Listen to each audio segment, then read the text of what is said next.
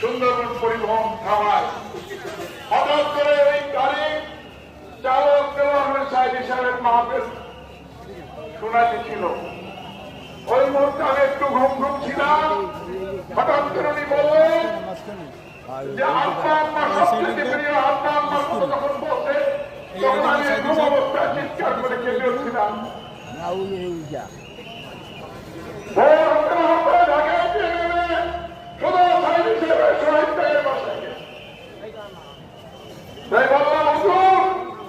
আমি তো এই শুনছি আমার মন খারাপ হয়ে গেছে।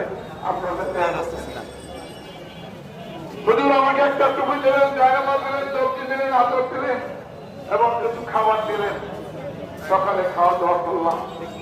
তো যাই হোক আল্লাহ